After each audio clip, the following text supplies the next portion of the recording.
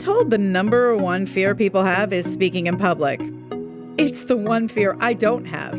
Join me for the Love Speaks series, where we leave fear behind and we speak love. Loving our story, loving speaking, doing what we love, loving each other, and loving ourselves. Our stories are what connect us and make us better humans. So join me and my Love Speaks friends for some stories, some laughs, some inspiration, some speaker tips, and some unexpected truth. It's the Love Speaks series, where a little bit of love goes a long way. Welcome to the Love Speaks series. Here's your host, Sally Lou Loveman. Okay, let's just all take a deep breath in. Paolo, my guest, is here today. Let's all take, and Patrick is here. Let's all take a deep breath in and release it. Oh, there goes 2020. Yeah. Bye-bye, 2020. Happy New Year, everyone. 2020 is gone. 2021 is here. And let us all just say amen. Amen. Amen. I think the lesson for all of us is love wins. It's just the way. It's my statement of 2021. I'm sticking to it. So much so that I'm going to throw a house party. Yes. Yay! I said a house party, right, Paolo? Yes. Okay, fine. It's virtual. Whatever. It's virtual, but it's not on Zoom. And we're going to talk about it as soon as I introduce you to my fabulous guest, Paolo Presta, who's sitting here in front of me. But first, I have a big announcement here at the Love Speaks series podcast. I have a sponsor. Okay, ready? I am beyond thrilled to announce a brand that I have admired for years, Spade Environments, as the sponsor of the Love Speaks series podcast. Spade is the premier residential landscape architecture and design build firm based in Winnetka and Chicago. It is the true hands-on approach of the Spade team, which differentiates them. They listen and only then provide you with creative and meaningful design solutions. They embrace a practical approach to functionality and sustainability and will only provide fair and honest advice to create real value for your home. Large or small, hardscape, softscape, pools, patios, pergolas, fireplaces. Oh, it all sounds so good. Outdoor kitchens and sustainable gardens. The Spade team has done it all. So what's on your wish list for 2021? Locally grown, locally sourced, the Spade team are your neighbors, deeply rooted in the communities in which they live, work, and play. You are likely to see them at the grocery store or on the baseball field, as you are to see them with their boots on in your backyard. They are seasoned professionals who will bring 30 years of landscape architecture design and construction experience to make your vision reality. Extend your indoor living space and create your own unique outdoor environment. Give a call or shoot a note to have them stop over for your initial coffee chat. Spade, landscape, design, consultation, installation, management. Let Spade bring your environment to life. I love Spade because they make me feel like home. So that's the big announcement here at the Love Speaks series podcast. I have a sponsor and I'm so excited. And of course, the red piece, it kind of works. All right. It's all about love. Okay. So we are here today speaking of dreams. I was lucky enough to see my first guest. I act like I have 12. My guest. Okay, let's just go with that. I don't edit here. Paolo, you can laugh. My first guest. I think I'm Oprah. My first guest. I was lucky enough to see my only guest today. His dreams explode literally in front of me. I had a front row seat like we all did. Paolo Presta had a dream which landed him in the Oprah Show audience, which landed him on the Oprah Winfrey Show as a guest, which landed him in Hollywood. And today he is the host of the online talk show, A Spoonful of Paolo, and brings love to everything he does. He is a Webby Award winner and 2019 and 2020 Telly Award winner, and is the keynote speaker for what I'm calling the Love Wins House Party that I'm throwing on February 20th. I couldn't be more excited to see him here at Mystery Street Recording Studios right here in Chicago. We are together, but we are 10 feet apart. Welcome, my friend, Paolo Presta. Oh, thank Hi. you. Thank you. Hi, Sally. How Thank are you today? I am good. And what a full circle moment this is. I mean, right? Seriously. I mean, we could go on and on and on, We but could. I want to just ask you, start with this. Yes. How is love speaking to you today? I think it's speaking to me right through you. Like being here with you, honestly, and feeling the love. I'm honored. I was excited to do this. When you asked me to be your first guest, I was like, is she serious? Like she wants me? Like, oh my goodness. I'm just so honored. So it's definitely speaking to me right through you. So thank you. That's what makes you such a beautiful human, because you feel things so deeply. Mm-hmm. And we saw that on the tape in the grocery store. So we're going to get to that. Yeah. And you feel things so deeply that you make others more comfortable with feeling things more deeply themselves. I think everyone feels like, oh, I just can't go there. I can't really show my feelings. And when that happens, there's so much that we miss out on in life. Yeah. And I'm a gusher. You're a gusher. Yeah. I think that's what brings us together. You have a huge heart. I'm drawn and attracted to that. But there is no other clip that I can think of, except for maybe when the guy was surprised when Stevie Wonder rose behind him on the stage. And he was, and he turned around. She's like, why is everyone so excited for me? Like, I'm doing It was really good. Stevie Wonder, right? Yeah. That pretty much goes down in history. Oh my gosh. But your clip when Oprah surprised you at the grocery store, I want to get to that. But first, I want to say, how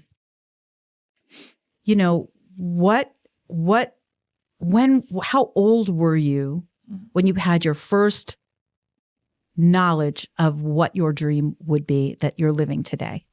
I think when I look back, it was when I was a freshman in high school and I was casted as the lead role in a play. And when it was called The Valley of Echoes, I was the clown who lost his laugh and had to go through this whole journey of trying to find his laugh. And when I was performing, whether it was for the school or we would go on tour to the schools and the teachers would be there and the parents, and I saw their reaction, and I just felt something that I never felt before. I always liked to be the one, like the attention, like with my family, my 6 siblings, my cousins. Right. But there was something about being on the stage and really just owning it and having fun and being there that literally changed the rest of my life of what I wanted to do. I don't know if it was to be an actor or it was just something in the entertainment business of feeling this anxiety of like oh my God, what's gonna happen next? What's gonna happen next? You know? But yes, that was part of the first moment. That's so cool. I really relate to that because everyone listening knows the story of me seeing the girl with a clipboard, so I won't bore anyone with that. But really, in college, as a senior, I tried out for the first musical to ever be produced at my school because they had just built this art center, and I quit the field hockey team. I thought I was an athlete. I quit the field hockey team just to try out, and I didn't make it. Guess what the show was? Chicago. Foreshadowing. Oh my God. I was in Pennsylvania. I belted out all that jazz, didn't make it, but made it to the almost, to the final rounds or whatever. I had no business being on the stage. I had no experience dancing or singing. But when I didn't get the part, I loved the feeling of the stage, which is what you just said. Yes. So it's like, well, how can I make that work for me? So I took an improv class, and that is what paid off for me at on the stage that I found in Chicago that I never had any idea. So your moment in high school is what paid off for you to be on the many stages that you stand on today, which is so cool. That's a cool thing. Thank you so much. You're using that feeling of what's next. Yeah. And you really do build excitement with the way you interview people and the way you ask questions and all those things. So before we get to a spoonful of Paolo, I was about to say a Paolo of spoon, a spoonful of Paolo.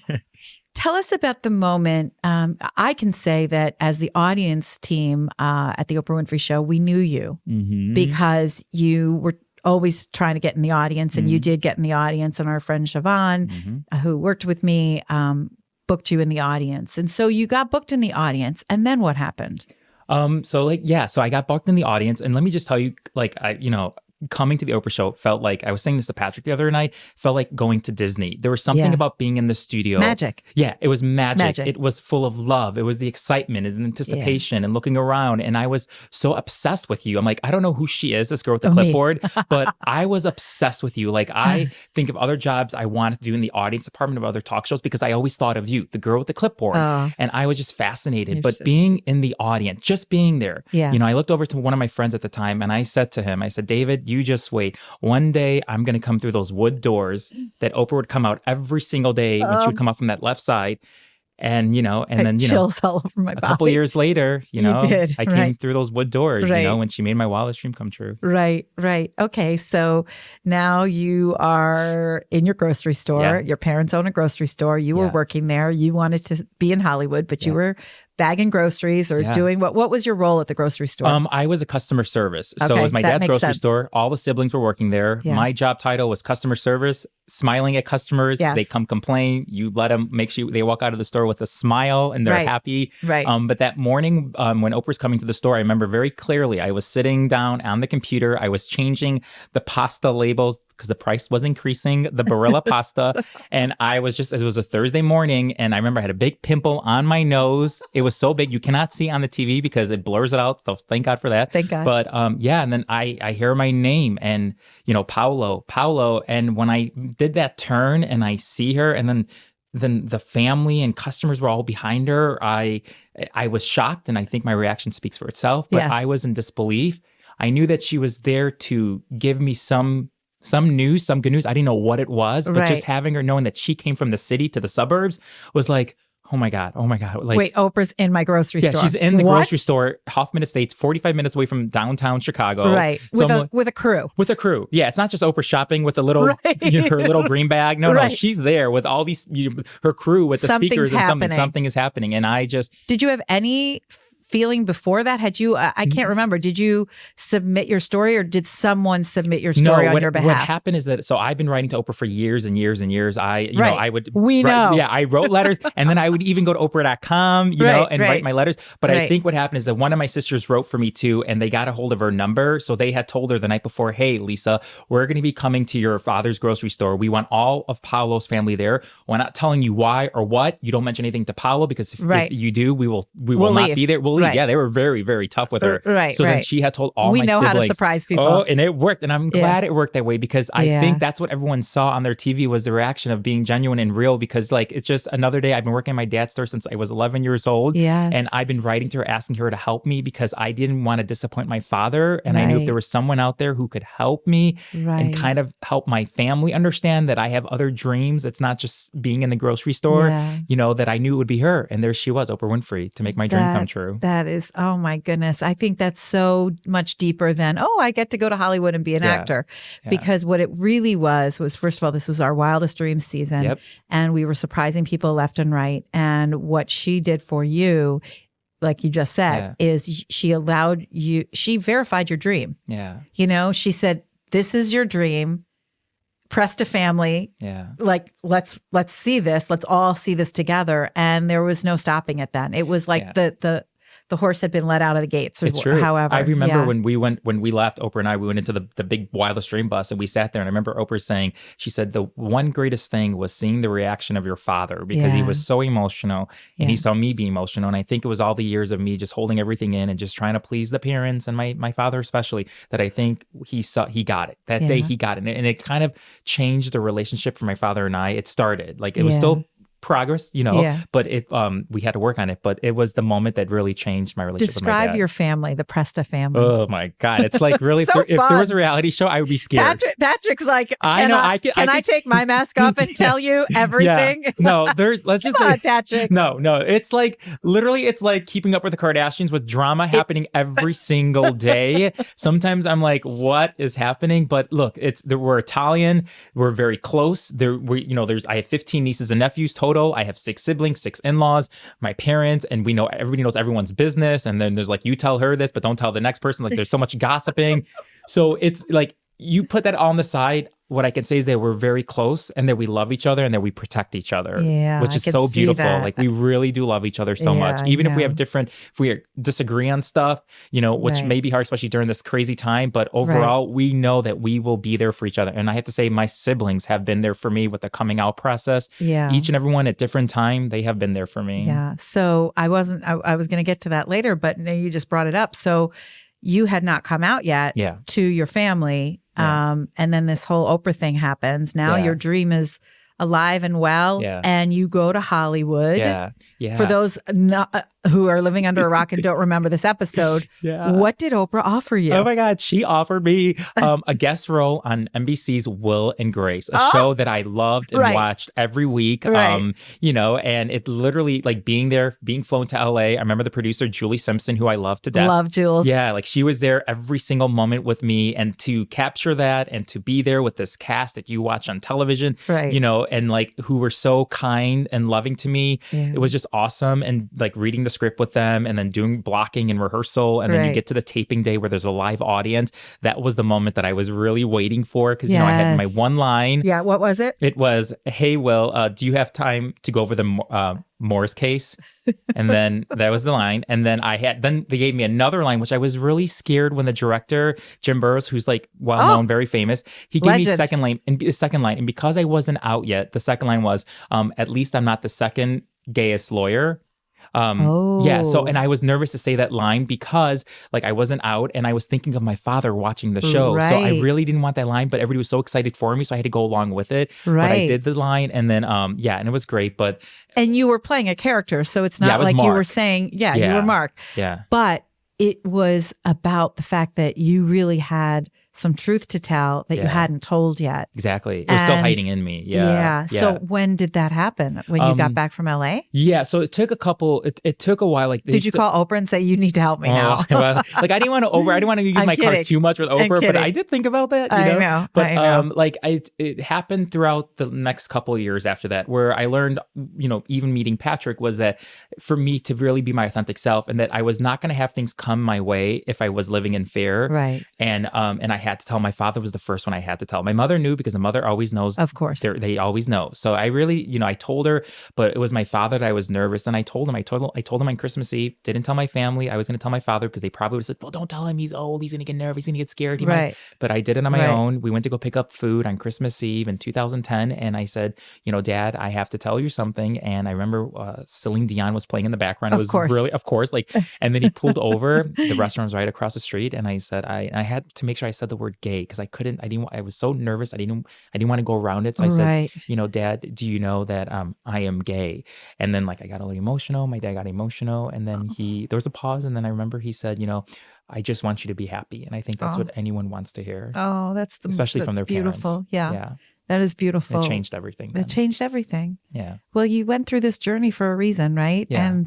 And it's never a straight arrow of, okay, I will do this and this and this. It has a way of working its way out. Yeah, you can't sit there and plan it. Say, I'm going to do this, I'm going to do this, I'm going to do this. You have to, like we always say, surrender it. You have to surrender it. Exactly. And it will come because when you're full of, and you talk to us all the time, love wins. That's when it wins, it feels so good. There's nothing better. I mean, that was a winning moment of your was. Father just saying, "I just want you to be happy." Yeah. And here you had been so worried that he wouldn't maybe say those kinds of words to you, but yet here he was, he did. And you said a mother always knows, and we certainly do. I'm a mother, so I these things. And I'm just wondering, I've heard so many times parents say, I'm so sorry. I have not heard parents say this. I have heard someone specific who was coming out, and I have had a really good friend who came out. It was really hard for him. But this one person said, as a parent, if you know your child is struggling and you know your child is trying to tell you, tell them. Yeah. Just say, "Hey, it's okay. Yeah. I get it." And that, I think, was a great message that I heard, that I shared with a family member who was going through the same thing. So I just think that if we all are, if any mothers and fathers out there, first of all, this whole coming out thing shouldn't even have to happen Right. anymore, right? I know. It should just be. I know. You know, we don't have to sit everyone down and say, have that I'm talk. gay. Yes. Yeah. It's like, I'm Paolo. Yeah. Yeah. Okay. So, Yes. and I think that is a huge trail you're blazing. Yeah. You and Patrick are blazing. Thank you. And Oh. I absolutely have no doubt that you have touched other people in your life that watch your show, that follow you on Instagram. Oh my God, your content on Instagram is so freaking hilarious. Okay, we got to get to that. I just believe that you are changing lives. Do you feel that?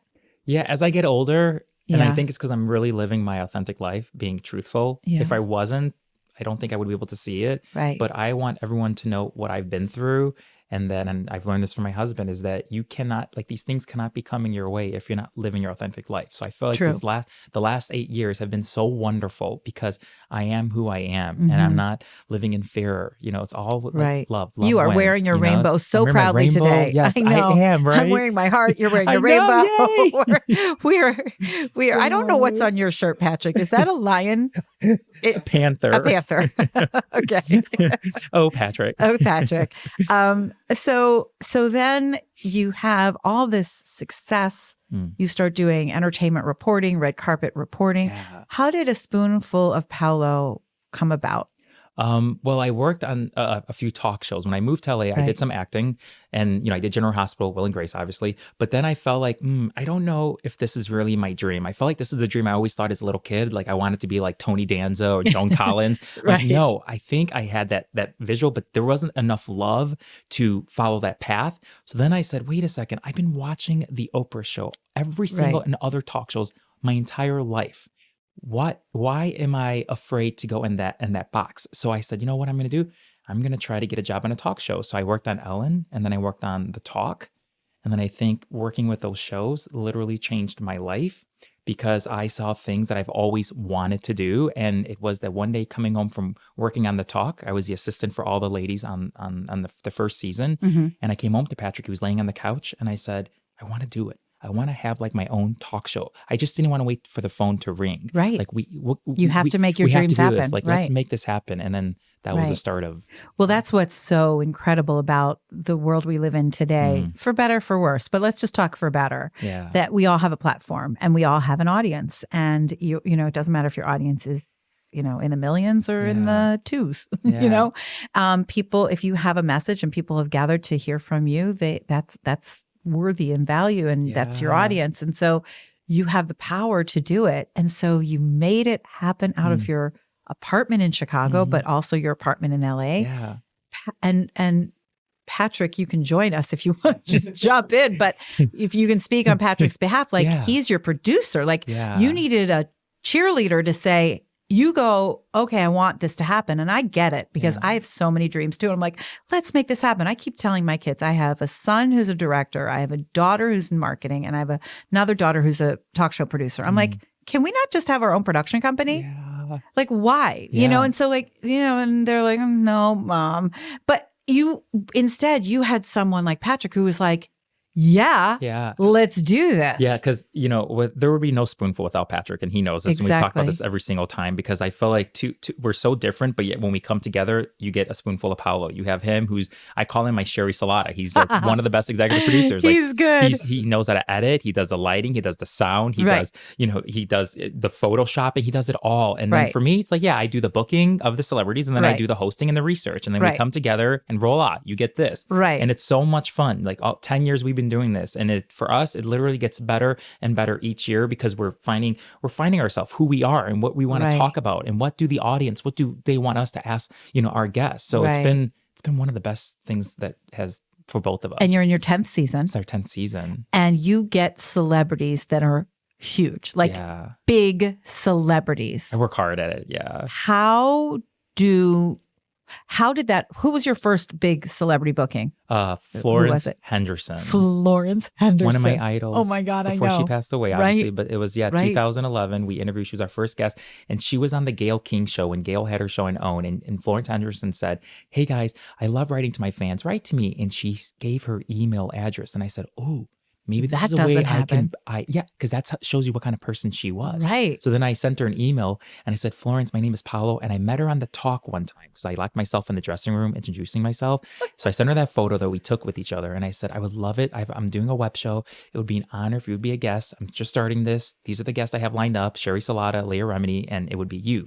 And, Oh, well, Sharon Osbourne, who was our first guest. Yeah, she was our first guest. And so then we were at Target when Florence Henderson, God bless her soul, when she wrote to me and she said, Paolo, I would love to be a guest on your show. That shows you what an amazing And if I didn't watch screaming in Target? Yeah, we were in aisle 17, I think. And I go, Patrick, I was looking for my, like, what's he doing? He's in the shaving area. Get over here. That's hysterical. Stop it. And it was just, I just like that shows you how great she was. And it was just, it was one of our first interviews with, a celebrity. Yeah. And in your apartment, right? We were living in LA. So we went to her in the Marina Del Rey with her publicist. She was doing some kind of event. So we got to, we set up in this room and it was just me, Florence Henderson, the one who I love so much. And then my husband and then her publicist. And then we did it. We had a great 30-minute. How many cameras? At the time when we started, we had 2, right? That was when we started, we had 2. And they were just basic cameras. Right. And now we've upgraded it when you do better, It was great. That is so incredible. So since then, you've had Oprah, you've had Carol Burnett, you've had Rosie O'Donnell, you've had,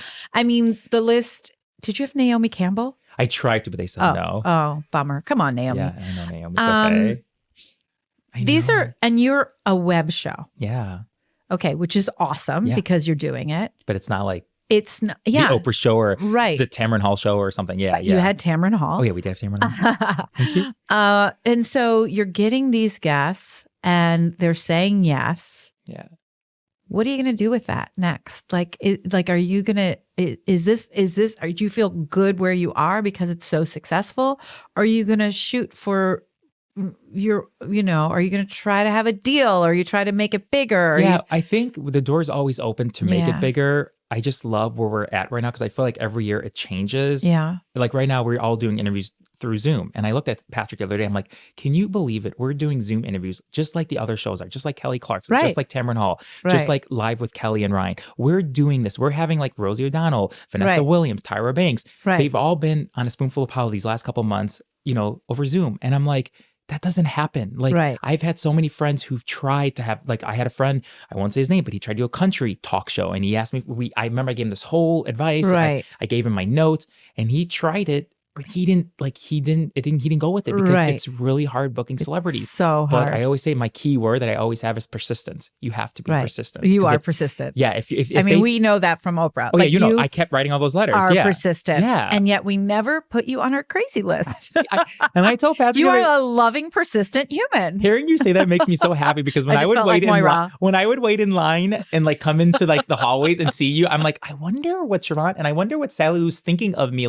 There's that crazy boy in the audience again. He's here again. He's here with his mom. The next week he's here with his friend. Now he's here by himself. No. That is the truth is that you became family. That's it. We adored you from the get-go. But yeah, there are some people that were like, but you, nope. No, not crazy, just persistent, very persistent. And you have to be. I mean, we were just talking earlier before we started. It's like the no's, all the no's. What no launched you in your life? It doesn't have to be about. You know what launched me? I'll tell you what it was. It was, I tried, when I worked on Ellen, I was only temping and then they were going to interview me for full-time position. And I was interviewed to be part of the audience department. And that's when I always thought of you.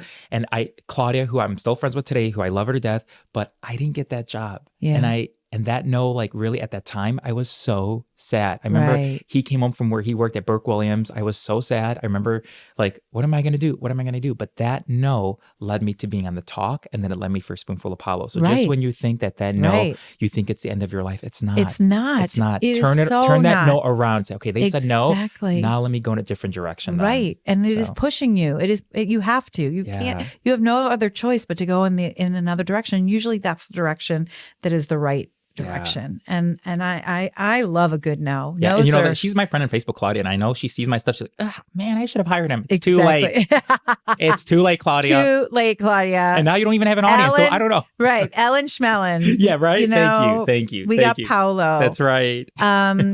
It's so true. But I love, like I said, I love a good no. And yeses are wonderful too. Mm-hmm. We love to win. Yeah. But when we are told no, that is when we really have to get to the source of who we are, what we want, and really work. And this is work. Like what you're doing, it doesn't just come magically. I mean, the truth is that when you were talking about being in the Oprah audience and that Disney feeling that you had, which Disney, the brand is magic, and Oprah's brand is love. However, it really is magic, because I believe when a talented group of people come together for the same purpose and they're led by someone who embodies that purpose, magic just happens. So you were bestowed magic as soon as you walked in the building. And that is what you're doing with A Spoonful, because okay, so it's two people, but at the same time, you embody the purpose, and the person that's running it, which is you, because you are the brand, and you and Patrick are in sync with each other. And the other thing is, what clearly you said is that if you want your dream to work, and we're talking about dreams, your team cannot act or think like you or look like you. You gotta bring on the people who have the talents you don't have, which you clearly did. With Patrick. So you met Patrick. What year did you meet? Did you guys meet? 2007 in May. So you met. Okay. That was before Wildest Dreams. It was after, because Wildest Dreams was 2004. Oh, it was after. So Wildest Dreams was 2004? Yeah. And I met him in 2007. So he saw my Oprah episode. Okay. So, but I met him. It was in May 2007. I was tutoring kids that one morning, and then I wanted to get a massage. So I called Burke Williams. It's a really beautiful spa in Santa Monica. They have a few of them.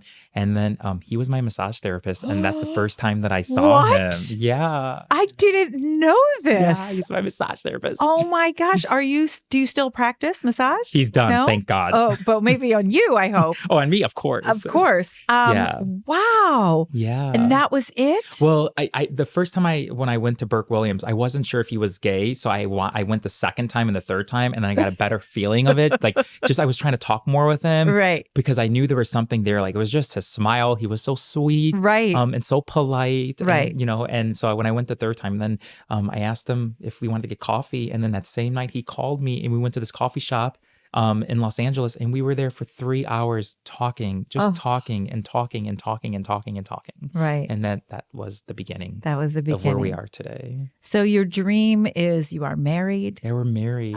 You have this partnership, both romantically, spiritually, physically, and work-wise. What's that word? I was going to say financially, but whatever. Like you're working together. Your dream, you are making your dream happen. Your dreams own both of your dreams happen together.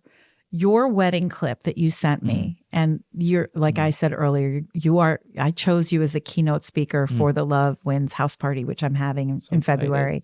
And we're recording this now in January, and I pray to God that everything goes according to plan so that we can celebrate and have love win. Yeah. Because love did win in November. It won fair and square, and the people spoke, and I really just believe that we all, after the year that we've had, the struggles of everything, from, obviously living through this pandemic that we're still in, and the political climate, and, racial injustice, and people just struggling to make ends meet. There is so much out there that is causing us to just quit. And every little moment, every little piece of what we can bring to the world with love makes it all worth it. And so love doesn't pay your bills, but love wins in the end. Like love wins when your dad said, I just want you to be happy. Yeah. That's love winning. So love wins when you go get a massage and you see a man that's kind. And you're like, I like him. And now you have coffee and you're talking. And now you say to him years later, I want to have my own talk show. And he doesn't look at you like you're crazy. He looks at you like, great, let's do it. I mean, that's love. I know. That is so love. So tell me about your wedding, because I hope that you're going to talk about that in your keynote, because we're going to play a clip, and the clip that you sent me, which is your minister or priest talking about Tell me. Reverend Ed Bacon. Yeah. It was, Ed Bacon. yeah, Of course. Sorry. No worries. Yeah. I don't think I knew that was Ed Bacon. Yeah. Oh, now I get it. Do I need a release from him? I love Ed Bacon. Ed Bacon likes being in the spotlight. I know. Yeah, so he's fine. Oh, wow. That went right over my head. I did not know that was Ed Bacon. That's really funny. Okay. Well, it wasn't Marianne Williamson. No. I know that. No, it was Ed Marianne. Bacon. It was Ed Bacon. Okay, yeah. go on. That our wedding, was just so special. I think for me, there were two reasons. One of it, I think, was having, besides my family, it was my parents, them walking me down the aisle. Literally, when I came out, I thought, like I say this all the time, I thought the dream of getting married was gone because I have, there were two older siblings. They were married and I thought I was the next one supposed to get married. And I was engaged to a girl and who's my best friend today. She's my Grace. And she was part of our wedding. But wait, is her name Grace? Her name is Casey. Oh, okay. Yeah. But she's like my Grace. She's your Grace. She's my Grace. And she's my best friend. But I feel like I thought that, okay, that dream is gone because gay people, we can't get married. Like there's this, we've been fighting for this right to get married, to be seen as just like our brothers and sisters. Right. So I think having my mom and dad walk me in this Episcopalian church, it was a traditional church. It was so beautiful. And I remember that moment of holding my mom and my dad was so present that moment. And I just it's like I can feel it, just right now. Yeah. So that was one that meant the world to me. Yeah. I think another moment too was saying our vows because like I said, we fought to be there. Like here I am, the man that I love. Yeah, so much, and then we were facing each other saying our vows, and it was just so beautiful because we meant every word because, like I said, we had to fight to get there, we had to fight to get there, and here we are with our family and our friends, and a lot of them it was their first time at a gay wedding, so they're like, what are we gonna expect? There's gonna be like rainbows all over, like, they're like, what's gonna happen? So it was just, I keep hearing till today from everyone who attended, even Ed Bacon, that it was one of the most beautiful weddings because you felt the love in the room. It's palpable. Yeah. I mean, from the 1 minute clip that I saw, I just keep it in my phone. I watch it every once in a while. I sent it to a family member who needed to see it. And they were very, very happy to have that because it just reminds us all that we all deserve to have love. Yeah. And no one should ever have to think that they can't walk down an aisle just like everybody else. And to have that moment, I'm sure with your parents, will stay on your heart forever. And theirs. Yeah. And theirs. Every time we watch the video, like, and I see my parents, like I say to my father who came to this country in 1965 from Italy, and he who had no education in America, but he had his education from being in Italy, but he's come such a long way. So if anyone out there who's struggling with coming out, I'm always like, there's hope. There's hope if you just be your authentic self, be who you are.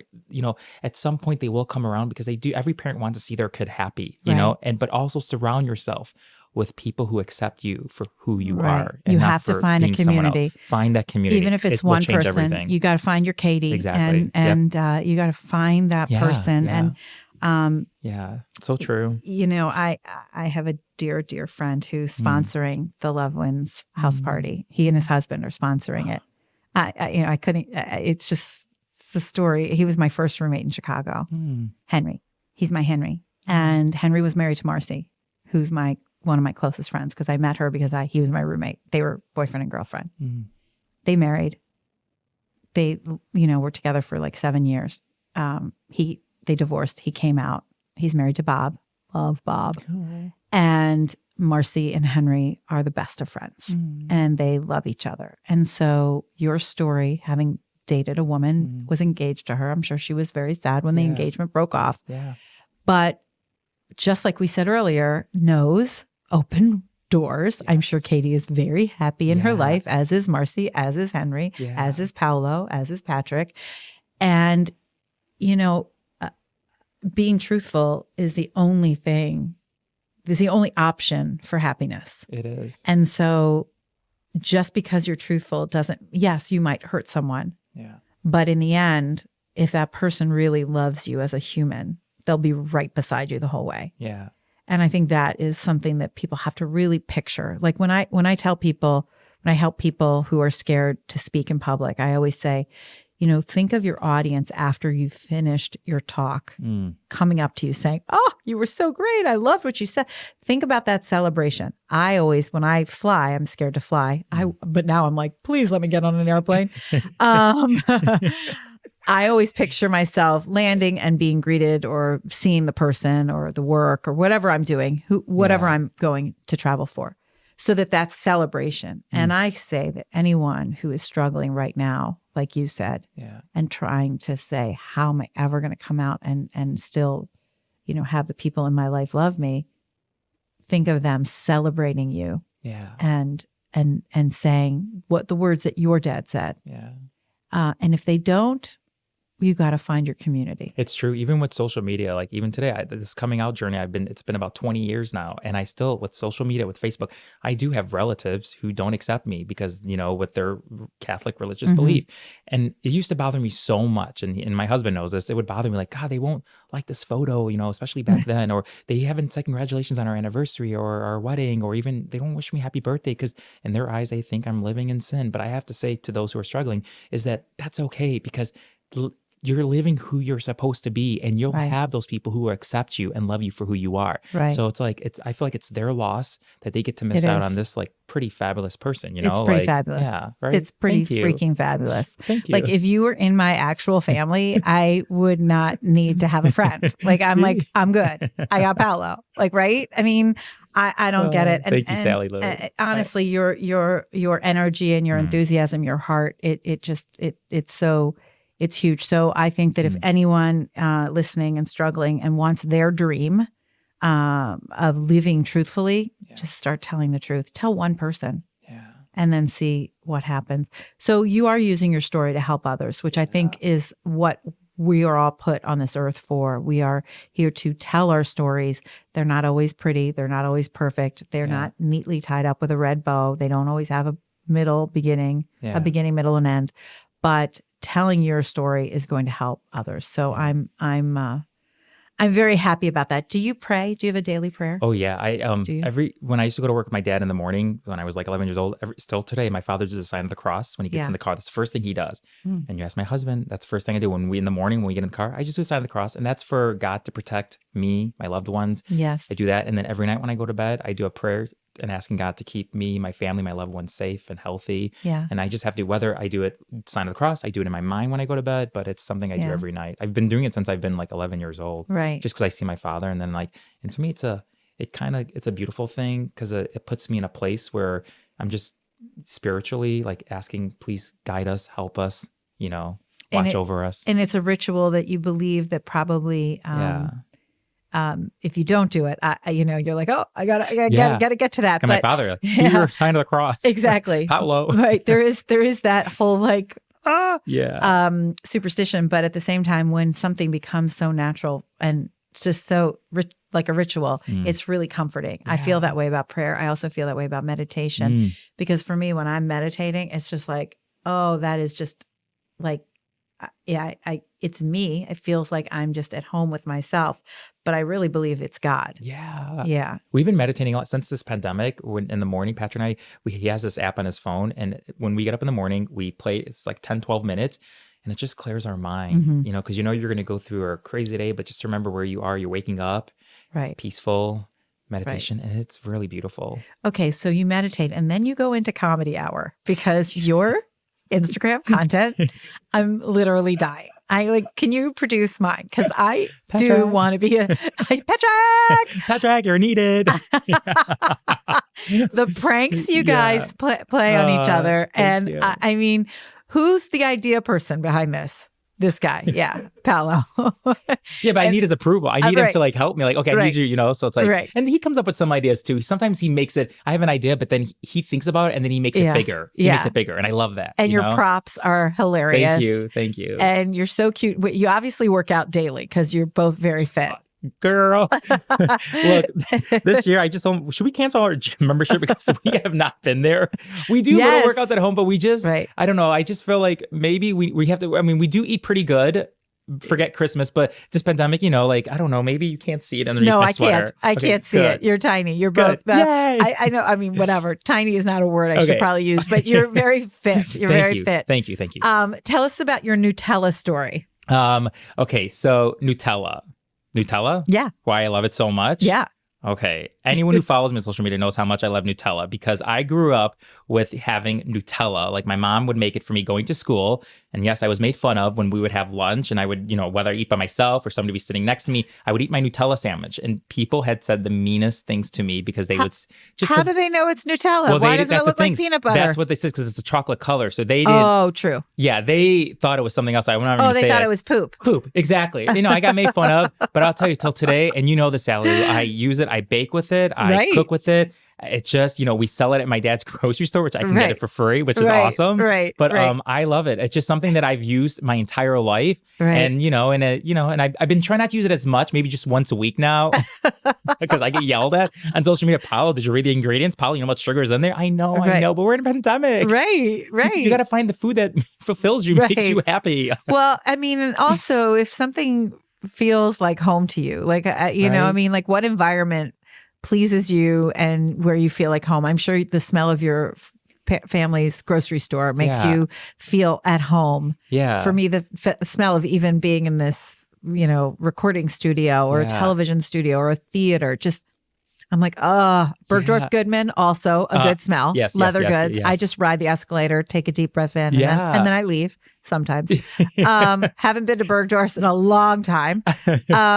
But I'm sure the smell of Nutella takes you right back to your 11-year-old self. It just does. It's just because it was fighting off bullies. Yes, fighting off bullies with the mean things. But you know what? Now it's so big Nutella right now. I'm like, all those people who made fun of me, now they're probably eating it. So shame on them. Exactly. I'm happy for Nutella, but yeah. You're a pioneer. Oh, You're a pioneer. Thank you so much. My God. That's so nice. So, okay. So your content is hilarious. You're really funny. Have you ever taken a stand-up class or a improv class or anything like that? I've taken an improv class and I did pretty good. I did pretty good. And because I like thinking stuff up at the last minute, or because I feel like if I have everything written down and it seems so rehearsed, and he always tells me like sometimes when I have so much details, it just becomes rehearsed. So I just start thinking last minute, just my isms. Like I always like my isms, like what makes me, and put it in there, put it into the videos. And it's just fun, especially during this crazy time. I want people to laugh. I want people to just like get away from the news and come here and no judgment and let's have fun. Right. And let's make the stuff that's happening in the world, let's make it a little fun so people know how dumb it is, but we're making it like in a different light, Right. I love everything you're doing. And I am still in your front row. I know, and I love that. Still in your front row. Thank you. And so tell me, what is next? What's exciting? What's new? Besides the Love Wins house party. Oh my God, I cannot wait. February 20th. I can't wait. Oh my God, I've been working on it like crazy. So I'm excited. I'm so excited. Same. Can you give us a little, is there anything that you're going to talk about that we haven't talked about today? Yes. And I think the key word is I'm allowing myself to be vulnerable. Like I'm just going to go there. Yes.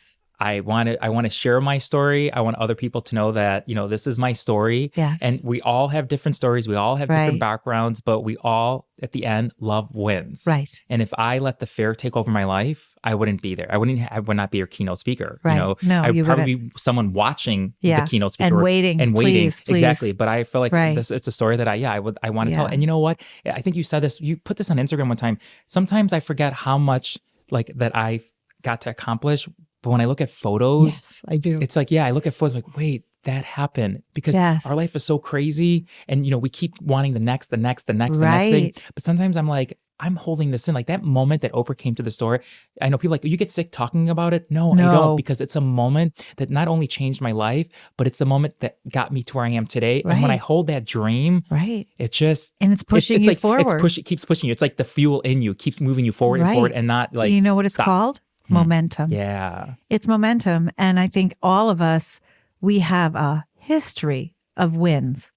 They're right in our phone. Yeah. Whether it's just a great vacation with someone you love or a moment that your child achieved something, a moment you achieved something, a moment you did something new, like brave, like me. For me, stand-up comedy was such a huge win for me.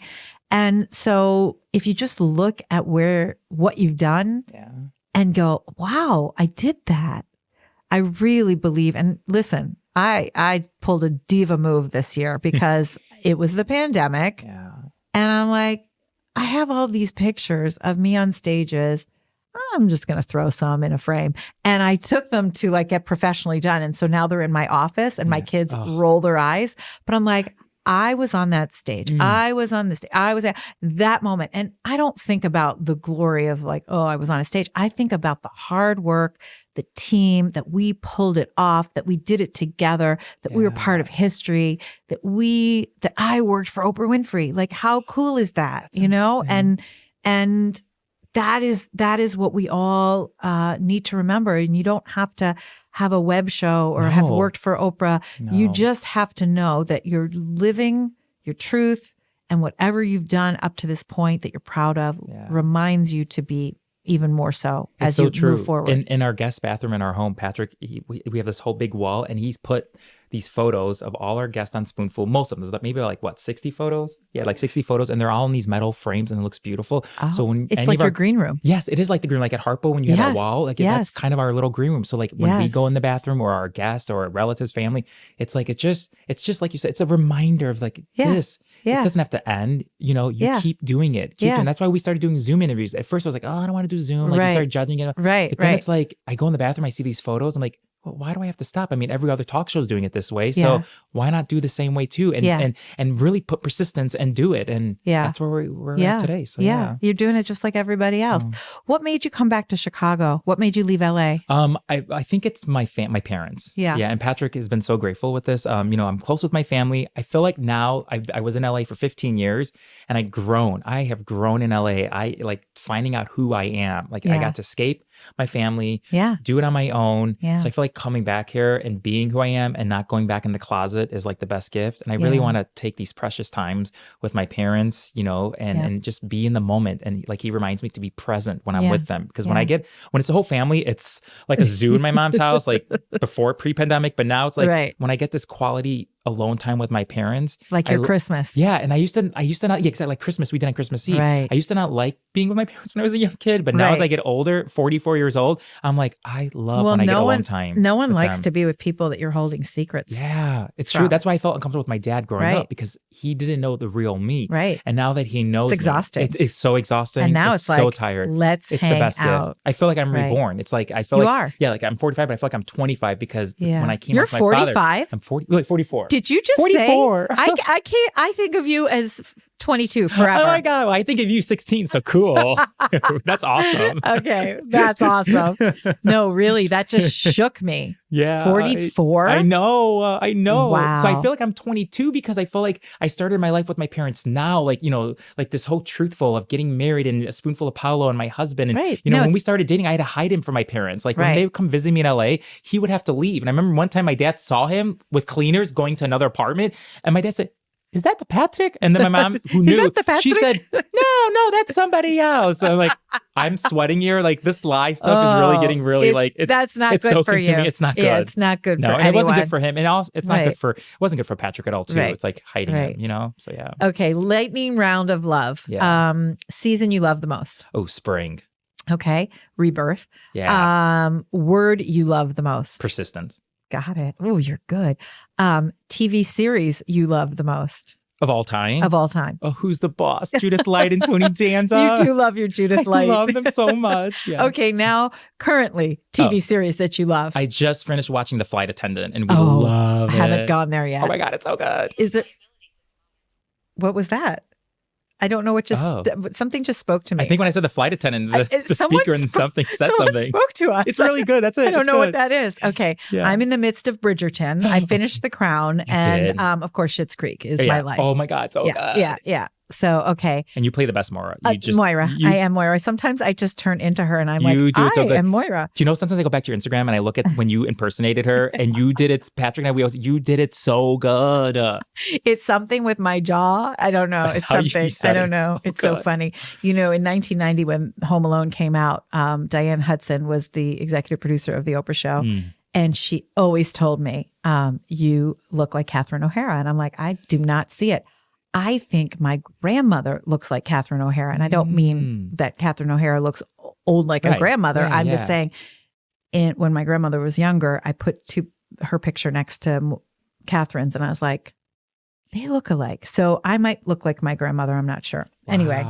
So cool. But yeah, I try to be I don't try to be Moira. Moira just slips out. She comes out. I see it. What is the thing you love most about Patrick? His smile. Sweet. You know what? I can't see it because it's under the mask, but I see it in his it's so eyes. Beautiful. I've seen it before, but I see it in his eyes. That's the first thing that made me fall in love with him was that smile. Because we didn't talk when he gave me the massage. I told you we didn't talk. I didn't know if he was gay or not. But it was that smile of him being so gentle and sweet. Right. Yeah. That's so sweet. I love that I know that now. I did not know that. And final question. What do you love about yourself the most?